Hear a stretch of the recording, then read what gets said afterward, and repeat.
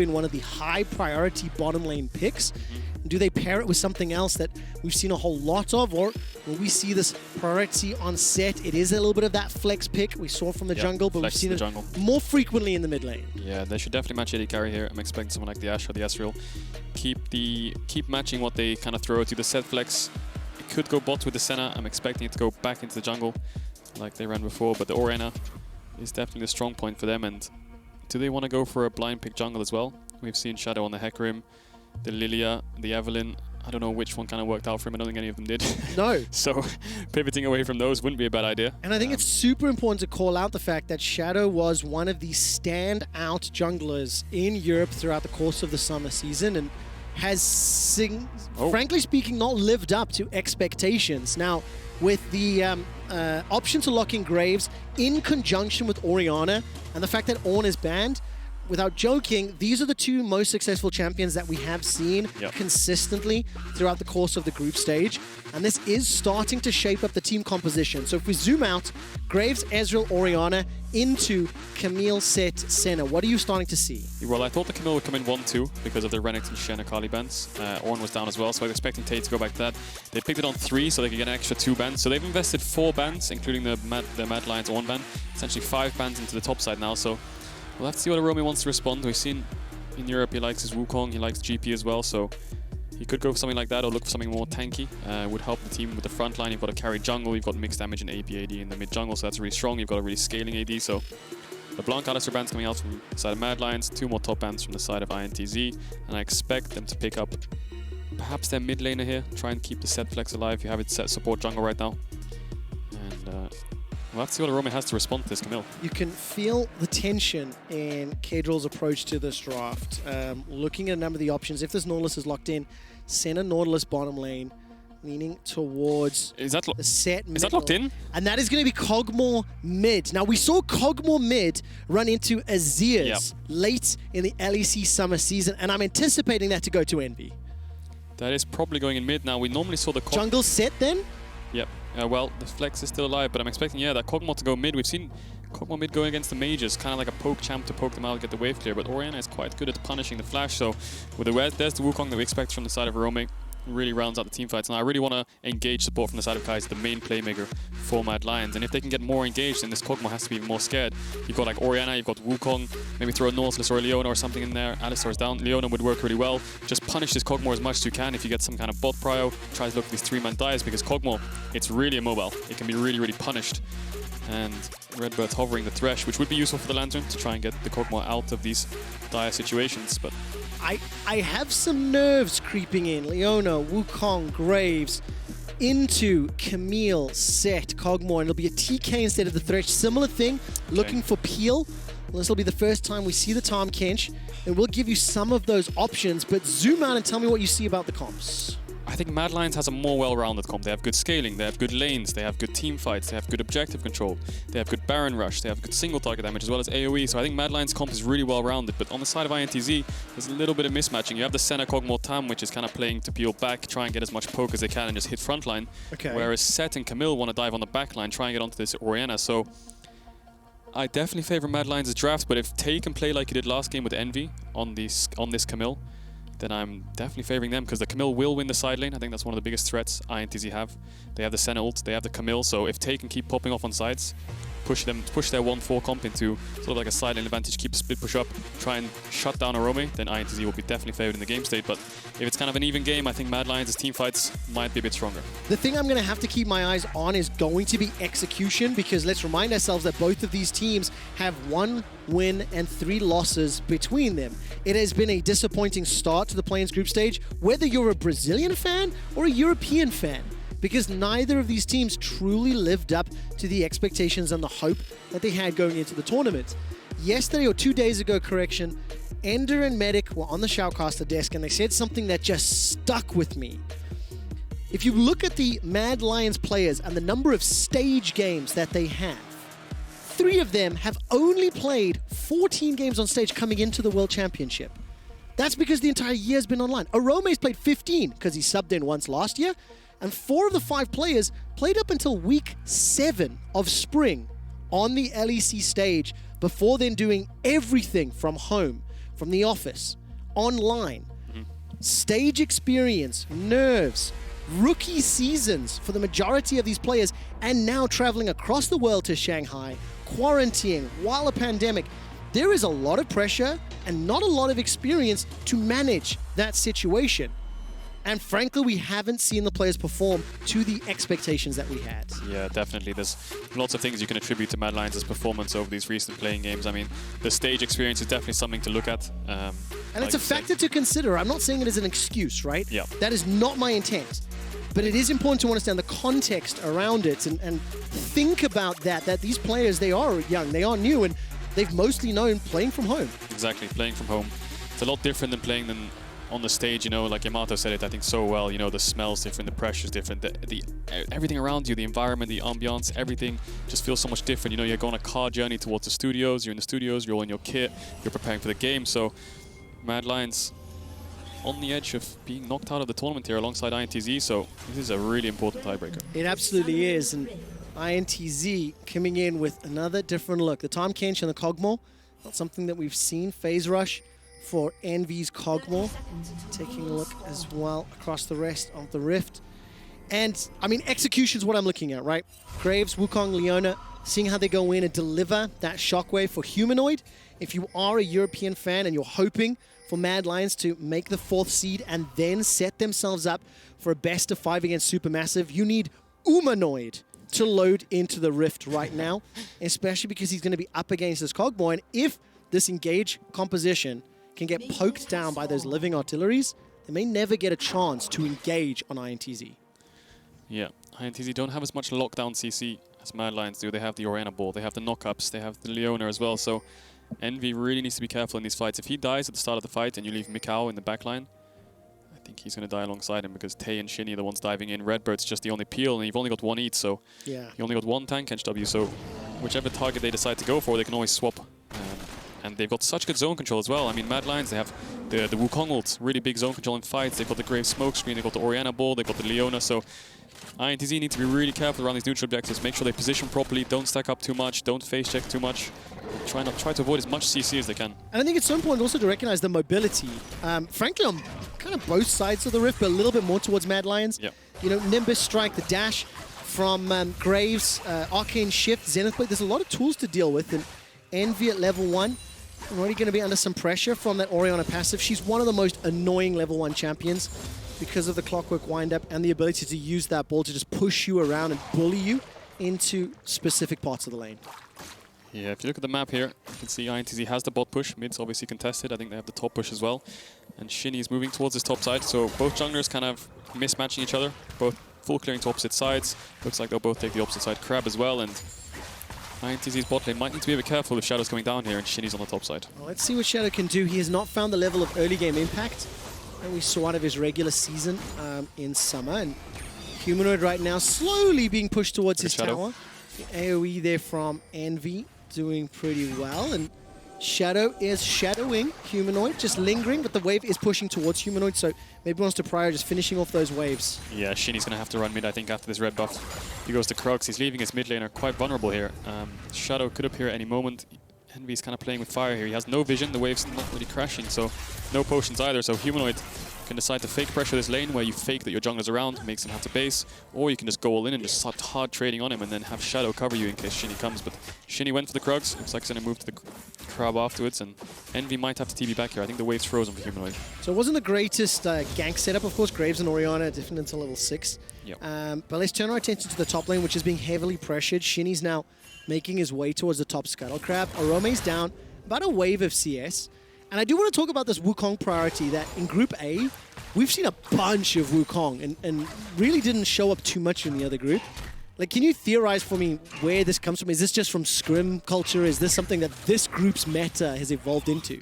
It mainly comes down to matchups and stuff. So when Tay picked the Camille, there was 4 or 5 top bans, right? So you're kind of stuck there and you're like, well, Jax is down, Mordekaiser is down, Shen, Renekton, Ornn.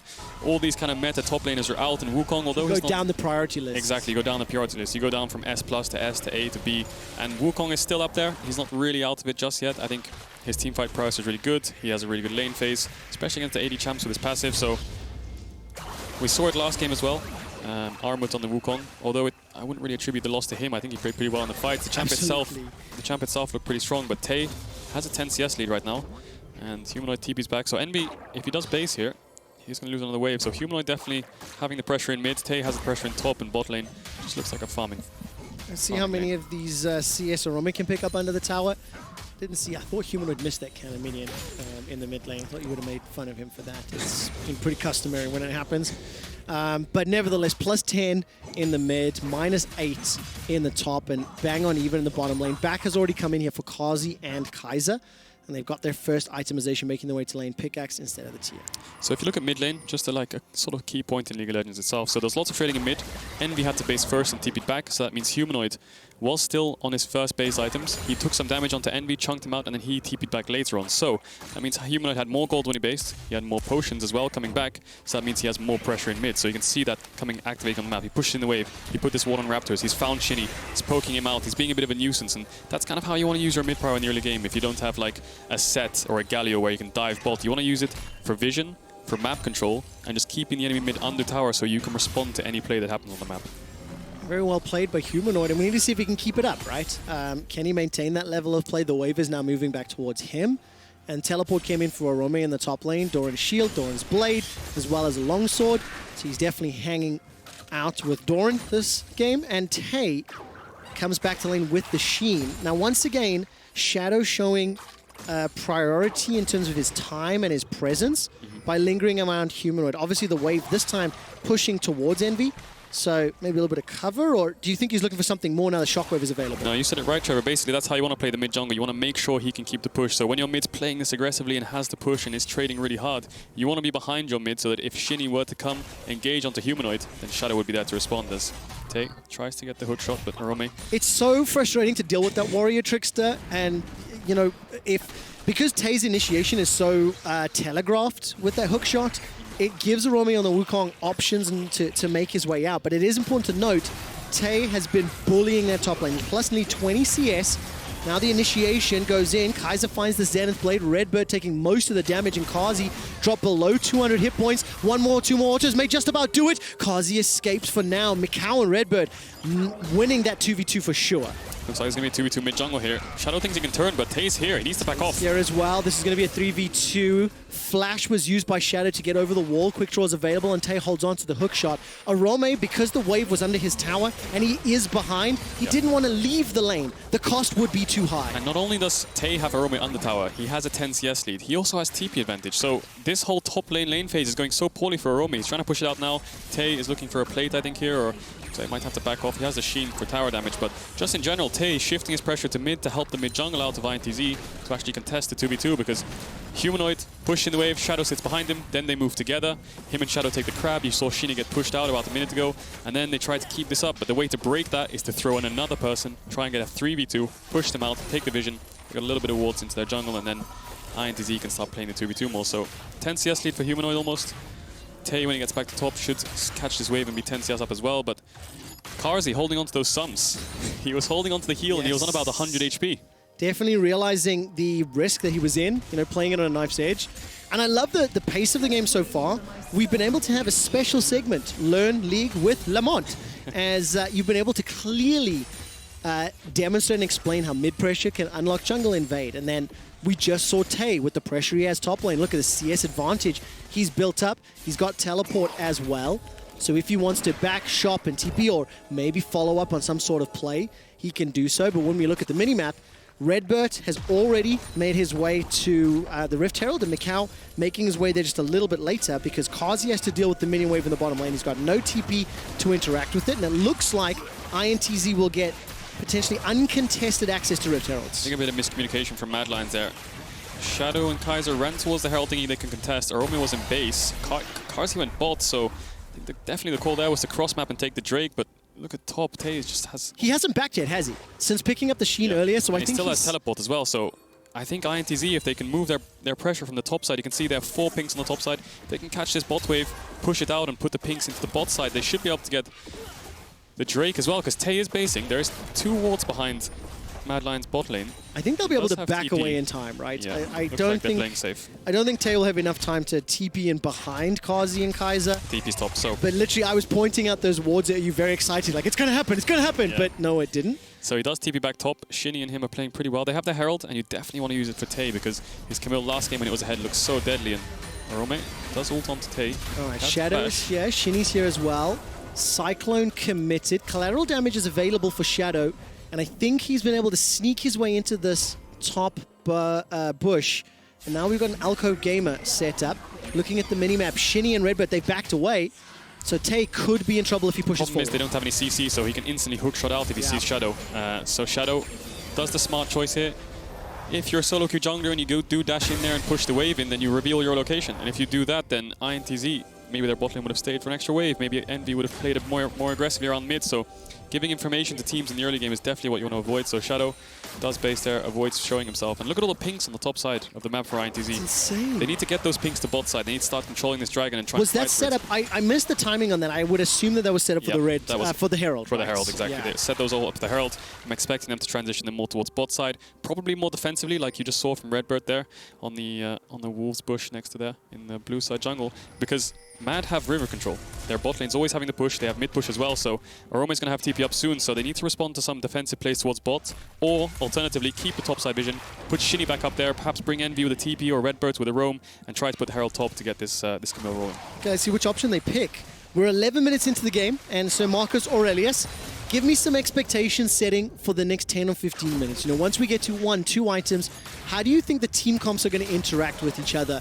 I know we've covered a lot about the dive. Can Leona, Graves, Wukong, can they find the kog'maw? If they can they do that while Camille and Sett don't obliterate their Orianna and Ezreal? Yeah, starting from the beginning of your point, if you look at the items, there's all four of the carries in the game have tier. That's why the game is so slow right now. Everyone's scaling up. Everyone wants to get to 2 to 3 items. Kog'maw comes online at level 11, 2 items. Orianna, kind of the same, wants the Seraphs, wants to get something like the Looted Echo as well. Rabadons. Ezreal as well wants the Gauntlet, Death Stance, Senna wants to get the Yomus. There's loads of items that want to be picked up here, basically, Trevor. Back in the day, those tiers, if you had multiple, it would be called a power trough. Okay, well, Yeah. I didn't know that. Just so you know. I know, you're young. I'm teaching you some things too, you know. I've got a few in the bag that Thanks even for you don't blessing know. me with your knowledge. Right, so let's carry on now. The That's power Orome. trough phase is currently on the way. Orome has that flash available, holding on to it first for blood. now, and he gets just dunked down. It's Tay that picks This is so good for INTZ. They can Herald top. Matt can't really respond. The platings are up for 2 minutes. I think this Herald needs to be used top now. Tay gets first blood, 11 minutes in. He has a 20 CS lead. He's a level up. He's really going to start winning the side lane. So, And they didn't even need RedBert. Like you said, Yeah. you put Shini up there, put some pressure on him, and it unlocks Tay, and there's the Herald. Yeah, I think Shadow can defend the tower, but the plates are going to go over to Tay. And he should be building towards that Triforce now. 240 gold from the plates, 400 gold from the first blood, but Kaiser's up here. I think it's going to be a 2v2. The TP's behind them. This is very low levels at the moment. Shini forced to flash, goes golden for the time being. Here comes Orome. There's the Nimbus strike into the crushing blow. Gets enough damage down to get Mad Lions their first kill of the game, and it lands in Shadow's back pocket. Yeah, good play from Mad Lions there. Orome using his TP to actually get something for the team. It looked like Shini could have lived with the W, but lots of damage coming out from the side of Mad Lions, and I think that's just an overstay. I think Shini and Tay, I would like to see the replay, but I think they should have pushed the wave together and heralded it, hit the tower together, and then ran away together. Do things together, right? You don't want to push the wave alone, one of your Buddy bases. system. Exactly, the buddy system. Make sure you do these plays together, and INTZ, although they did get punished there, they are still ahead in gold. I think the gold is on the right members. Tay just picked up the Triforce, so he should be able to bully this top matchup quite hard. What I love about games like this, elimination, do or die, you know, last chance saloon, you can feel the tension in the decision making. We've had some bloodbaths throughout the course of the group stage. Oh yeah. And this is the last chance for Mad Lions and INTZ, and you can feel it. Now, acknowledging the fact that the team compositions as well, right? They want items, they want to scale, they want to farm. So that also helps out the slower pace of game. But for the time being, INTZ and the CB LoL have got themselves a gold lead. They picked up first blood. They took down a couple more plates than their opposite numbers, and it is feeling to me like they have a little bit more momentum on this side. And as the items come in and the mid-game starts to roll in, Trevor, you're going to see two different playstyles. Mad Lions are going to start objectives just like this. They're going to want to fight with the Wukong, the Leona, the Orianna. So they want to be really aggressive, start the fights, get the wombo combos, whereas INTZ, they want to be more calm and collected. They want Tay to push outside, deny gold by doing it by minions, have the Tahm, Kench, and Senna use their globals, but INTZ are looking for a fight. They don't have TP on Tay. Shini's going to use the Hex Flash. Mad Lions will be able to pick that up. but Showstopper comes down. Shadow will get taken out. Okay, losing one, but picking up the dragon and getting a teleport, probably worth. Definitely worth. I think INTZ's comp really needs gold. Dragons don't matter too much. Getting gold on something like the kog'maw, Senna, the Camille, when these champions get ahead, it's much easier to control the later stage dragons rather than the early stage dragons. So focusing on gold is good for INTZ. I think Shadow misplayed that. He could have just ulted and flashed over the wall instead of letting Shini get behind him. Yeah, I think that's just a poor play from Shadow, but he does get the dragon. He has a kill, so he's not really out of the game. But Herald's coming up soon, so I think that's going to be the next objective that the teams are looking at. And look at mid lane. Envy's hitting on this tower. Tay's there as well. They might lose mid tower for this because if Humanoid had the base, I think. Yeah, definitely the case. It was 3 plates. Oh no, he was soloing blue. Tay must have pushed him out. There we go. INTZ were able to pick up 3 plates before they dropped. They pick up the tower first blood as well. They're 2,000 gold up. There was a line you said just a few minutes ago. Shadow misplayed that. I wish I'd heard that less throughout the course of the play-ins groups. And I know it is a critical thing to say and maybe a little bit unfair in this small context, but in the greater context of the 4 games that we've already seen played, for a guy that had such a huge impact in summer, especially in the early game, he's not found his rhythm. Now this time around, with the help of a teleport from Orome, was able to pick up the first kill on that Graves while helping out Orome in the top lane. But look at the unenviable task. Humanoid, the only one in the top 5 gold members in the game thus far, because INTZ, they've got the kill, they've got the farm, they've got the first tower, and they're in a very good position moving into this mid game.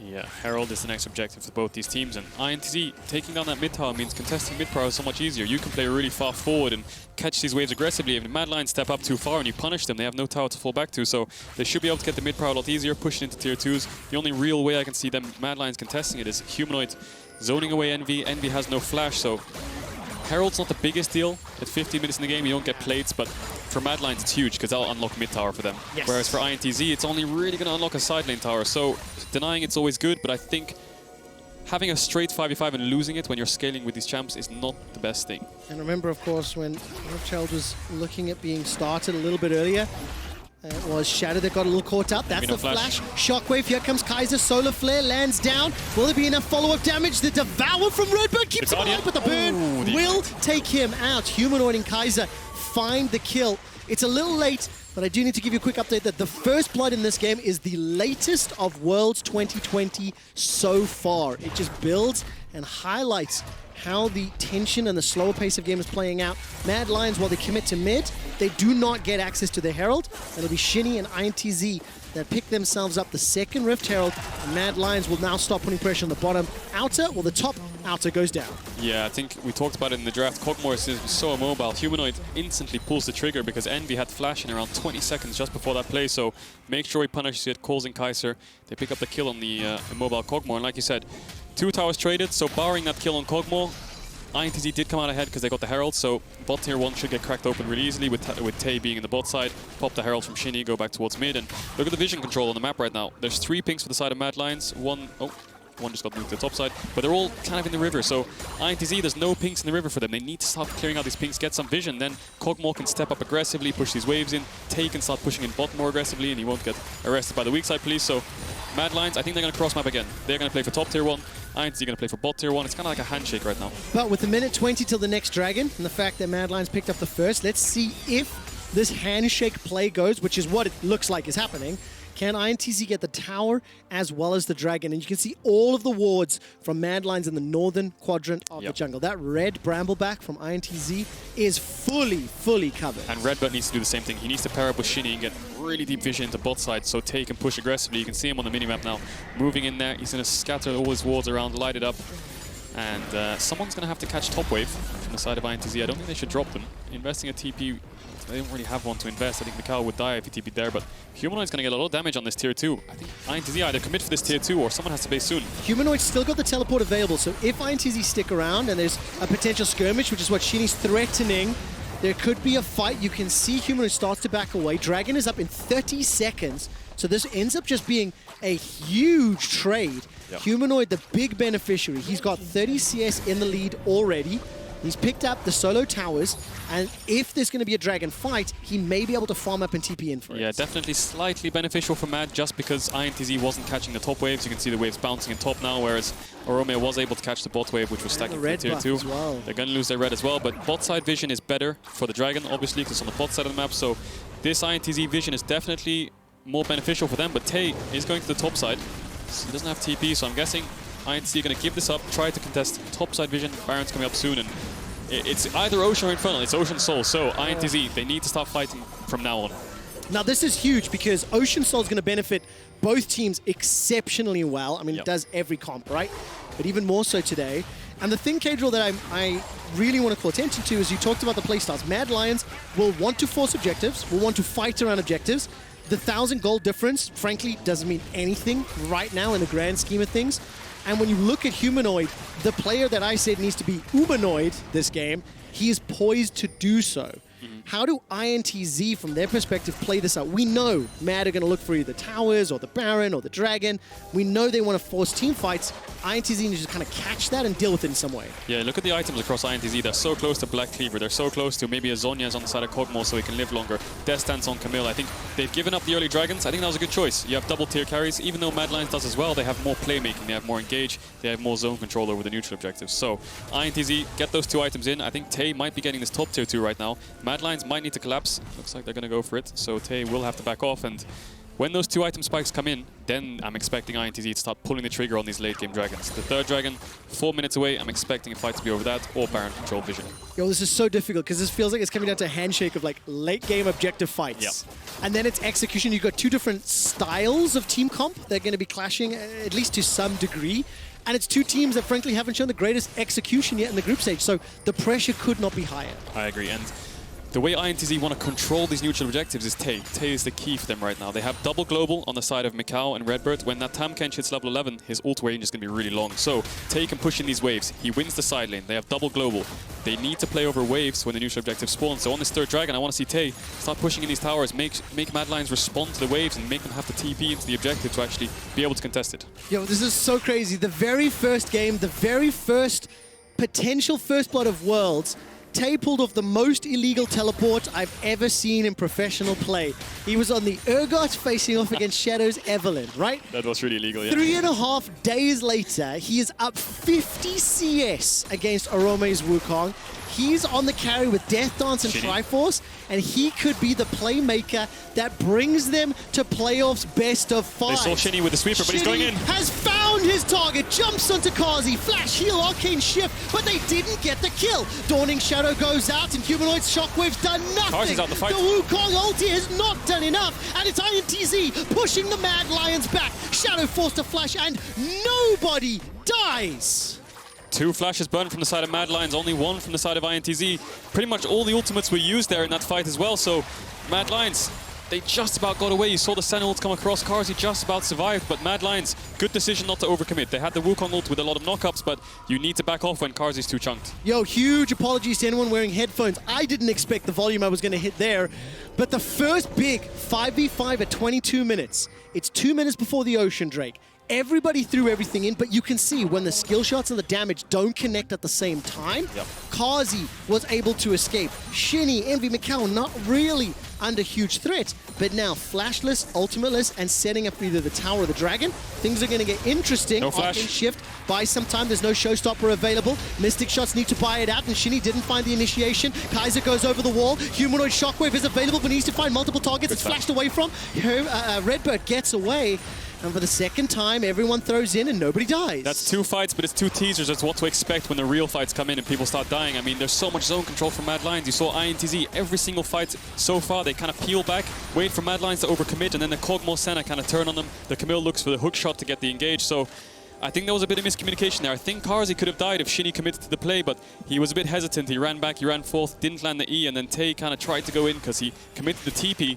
But the Dragons in 50 seconds, it's not the end of the world for Tay to be on bot side right now, so... Do Mad Lions give it up, or do you think they contest for it? Oh, they're going to contest for it. They're going to start fighting. I mean, look at the items across the board. I mean, we said INTZ, when they have the 2 items, they're going to fight, and they're responding to them. Although the fights are slightly reactive, apart from the TP, they're doing pretty well to keep the control. You can see the mid waves are being pushed in. They still have their mid-tier 1. They're putting some vision into bot side, so they need to get the 3rd dragon. Because once you're on 3rd dragon soul point, if they steal the 4th, it's game-changing. Of course, now... Reminder, the loser of this is done. The loser of this game goes home. 1 win, 3 losses, and the tiebreaker defeat. 20 seconds until the Dragon. Some decent vision here from INTZ, and looking. There's a teleport up. Ooh, that shockwave. That shockwave was not really going to do enough. Humanoid's running for his life. Command Protect keeps him alive. That's the showstopper. Flash away from Humanoid. Shini gets devoured up, spat out. Shadow takes him out. True Shot Barrage flies across the INTZ backline, and micaO and Envy are trying to spit back. Living Artillery is doing so much work. So far, it's a 2-for-1. The hook shot goes long range. Hextech Ultimatum locks in Shadow. Orome has held on to the Cyclone. He manages to get the knockup. He's locked out. He's rooted. The Living Artillery is doing so much, and Orome gets taken out. It's an ace. micaO and Envy stay alive. Mad Lions are aced. It's a 3-for-5, Trevor. I don't think they can do Baron. I don't think the game's kind of set and done. They're going to get the Dragon for sure, so they're going to deny the Ocean Soul point, but wow, that team fight was crazy. Humanoid steps up to try and get a good shockwave chunk before the Drake, but he just gets backfired. They engage on him. Shini gets taken down, but Humanoid blew the flash in the fight. Envy blew the flash in the fight. micaO as well. So many flashes burned, so the next fight is going to be critical.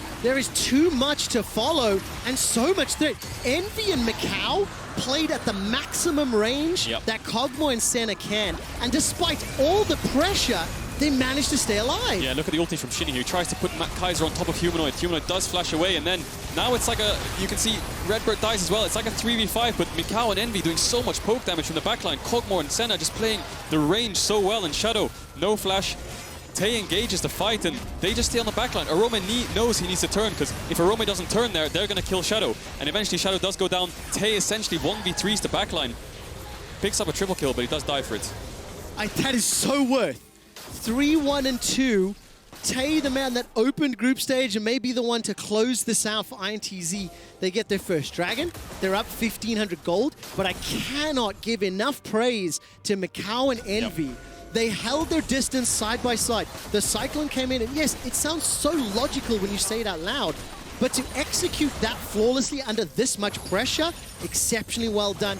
INTZ will lose their mid outer turret while Tay is pushing in the top lane, and there's enough support to catch the wave as it goes to the inner. Now they need to play even more safe than they did last time. No flashes on the side of micaO or Envy. micaO will have it up first, but Envy really needs to be careful. He's picked up the Banshee's Veil. RedBert will be there to kind of eat him away from any sort of danger like the Leona ultimate, but this Banshee's Veil is going to stop the Leona ultimate. It's going to stop the shockwaves coming in for the poke, and look at micaO's items. He's really strong right now. 3-0-4.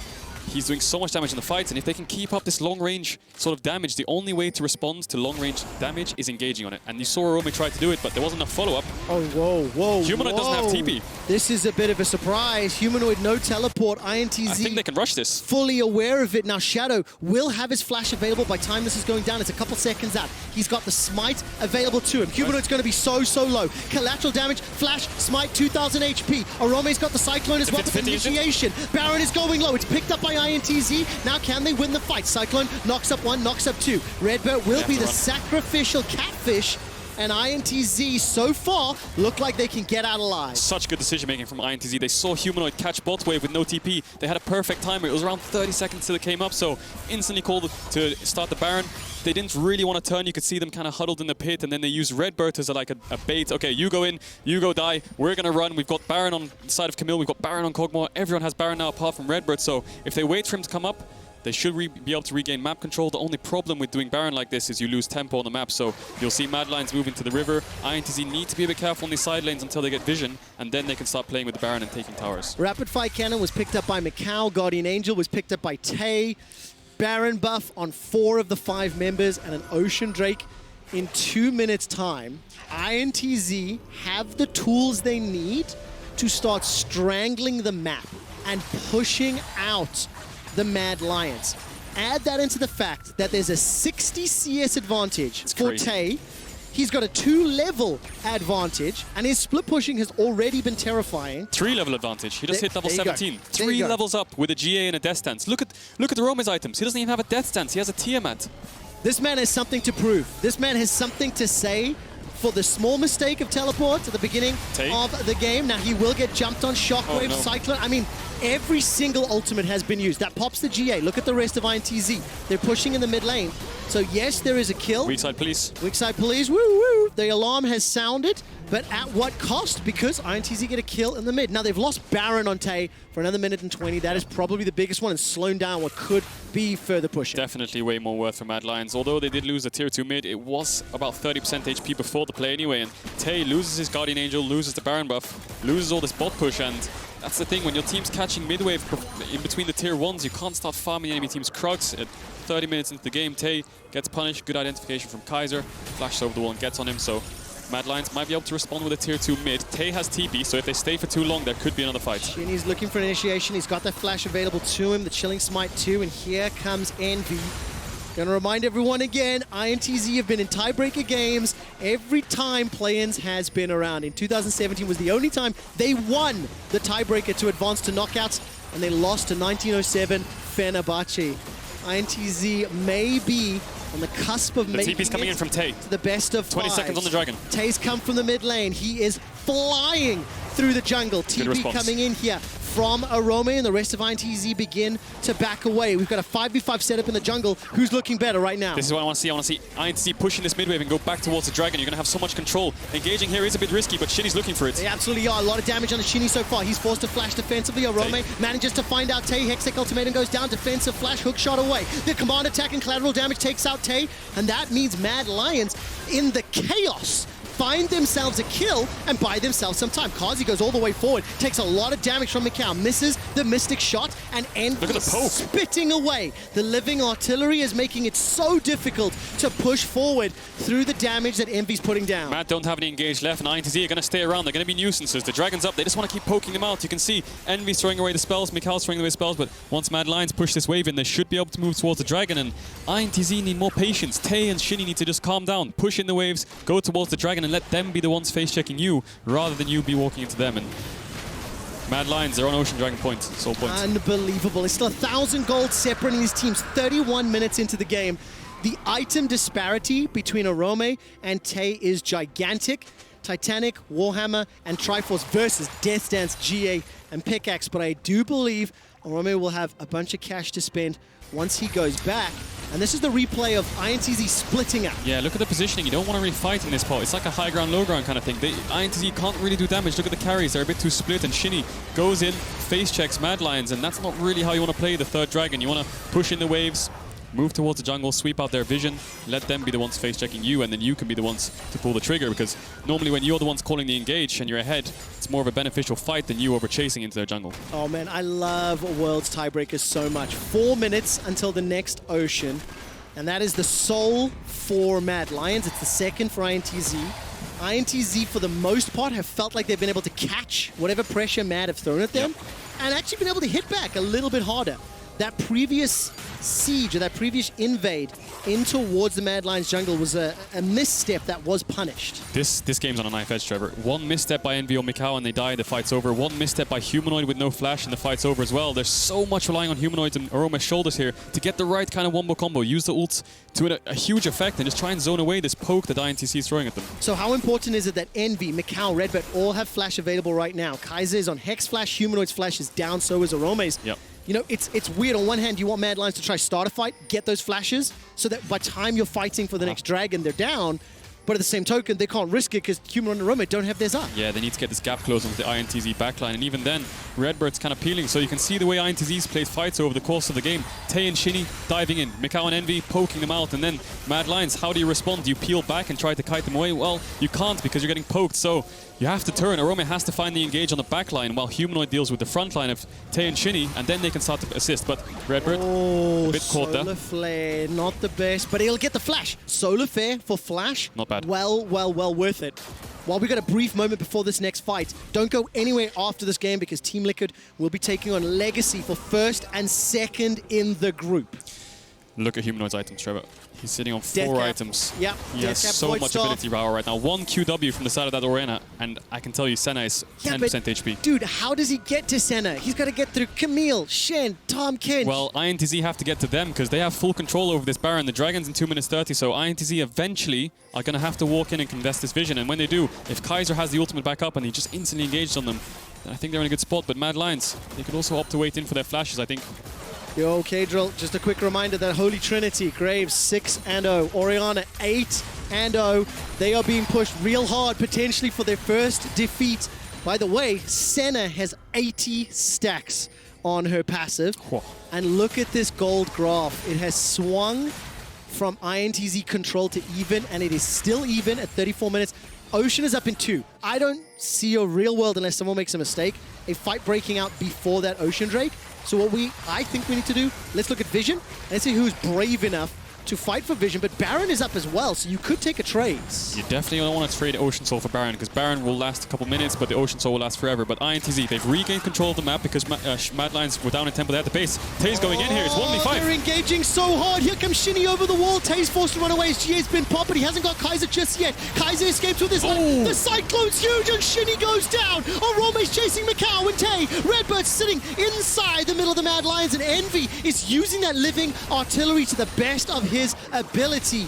INTZ lose 1, and Mad Lions are pushing towards Baron. Mad Lions' positioning in that fight was wonderful. Humanoid was stepping up with Orome, just running past the front line of INTZ, and micaO instantly had to flash away from the shockwave. Envy still does have it. He has TP. He's going to TP back in. Can he steal the Baron? They're going to commit for this one. Shini, no, not alive for a while. Envy can spit those living artilleries for days. Mad Lions don't commit. They don't risk the throw, and they back out. Yeah, Dragon in 45 seconds. INTZ need to just drop topside, go push his midwave, run towards bot side. RedBert doesn't have any wards left though, so he might need to base before this Dragon, otherwise they're not going to get any vision. And you can see Mad Lions conserving the tempo, TPing back in. Tay has to deal with top wave, and INTZ are going to have to regain control of this bot side river because they need to fight this Dragon. Marcus Aurelius, are you not entertained? Why does Tay go in here? He goes in 1 versus 5. He doesn't have the tenacity to be able to ult instantly. He procs his GA in the backside, so it's essentially a 4v5. If Shini doesn't go in there, they're just going to engage on the backline, and that shockwave was so close to hitting the backline of INTZ, and now they have to face check. Tay,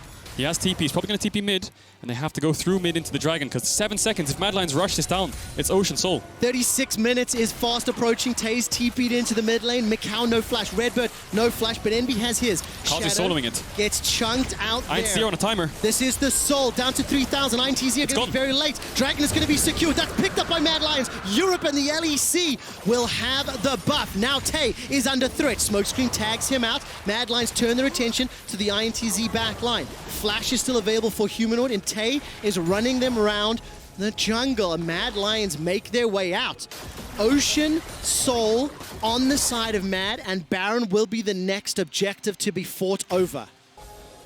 God, Mad Lions have the game sort of in their hands. Ocean Soul is so powerful. That's not very confident. That's a flash engage. RedBert is under some trouble. The shockwave's not been pulled yet. Shini and Tay waiting. That's a shockwave used just for RedBert. micaO with the Dawning Shadows. Here comes Shini. RedBert finally goes down, but Envy's in a fantastic spot, spitting the poison from behind the chicken camp. All of a sudden, Orome with the Hextech Ultimatum needs to get away. That's the flash QW that Humanoid was looking for. Mac and the rest of the Mad Lions crew are cheering behind the scenes as the blast cone brings Shini and Tay to safety, but Shadow's not done yet. The flash forward, end of the line. Collateral damage is on cooldown. Carzzy is looking for Envy. The spit, the damage, the living artillery, and Carzzy does it. That's the third kill as Shini's the next target. Orome needs to go to mid now. He needs to TP there now. If they can stop Tay from basing, they should be able to end this. There's 40 seconds on the carries of the side of INTZ. Orome hunting down Tay here. He's trying to find him. Shadow as well. This will be a 2-on-1 while the rest of the Mad Lions are pushing into the base. This is a lot of damage onto Shadow. Tay's going to look for the precision protocol. He's putting so much damage out. The tactical sweep buys some time. GA will proc. Keep your eyes on the minimap. All of a sudden, RedBert is up and alive. Tay continues to chase for Shadow when he's down. Is Orome going to TP in the base? And Shadow finds it. That's the teleport. Nexus turret number 1 is down. In 3 seconds. Nexus turret number 2 is down. And for the 3rd year in a row, the CB LoL fall flat at the tiebreaker. Mad Lions advance to the knockouts. I never doubted them, Trevor. You, sir, are a very good liar. But what a game. And I will say it as I did yesterday. The look on LGD's face was relief. Not necessarily happiness. Mad Lions. Same expression. Relieved to make it to the best of stage for a showdown with Supermassive. Wow. I mean, INTZ, you have to praise them a bit. They did take down Team Liquid earlier in the day and almost looked like they had Mad Lions as well. Vamos, Brazil! It was too little, and it was too late. We say goodbye to INTZ. They won a game, they got into their tiebreaker. 3 years in a row, they put themselves in the tiebreaker scenario. For the 3rd year in a row, they fall short. But boy, oh boy, did they make that interesting. God, so much scaling. Team fights on a knife's edge. Small mechanical plays, just deciding fights. I mean, what more could you want? I mean, it's the truth. It's just... I look at that game and I look at the level of sort of control and patience that we saw demonstrated by the teams. And Tay in particular, and I know I memed it a little bit, but Tay in the debut game of the World Championship and now his last, those small differences, you know, so huge. Look, throughout Worlds, Mascot is highlighting the fans cheering from